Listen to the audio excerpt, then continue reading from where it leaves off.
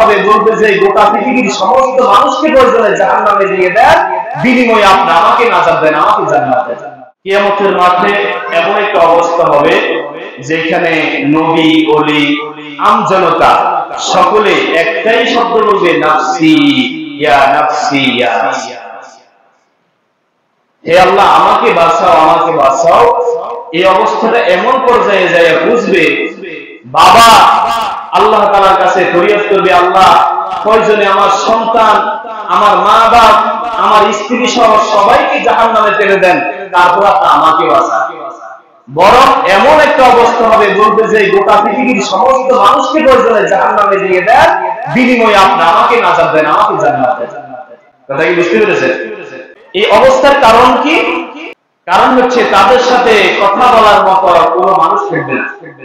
মানে মানুষ তো আছে, রাসূল বলেছেন মানুষ অবস্থা কেমন হবে, বলে যুদ্ধের জন্য এরকম তনির আছে, যে তনিরের মধ্যে মানুষ ঠাসায় ঠাসায় কি লয়, তীর লয়, যাতে যুদ্ধের মধ্যে ফটাফট একটা পর একটা তীর মারতে পারে।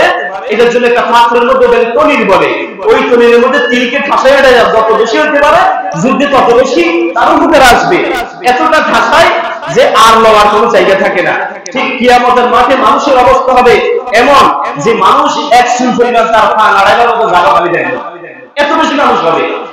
কিন্তু এতটা সত্ত্বেও কেউ কারোর সাথে কথা বলার মতো সুযোগ থাকবে না, কেউ কারোর সাথে কথা বলবে না, এবং কেউ কারো সমস্যার দিকে খেয়াল করবে না।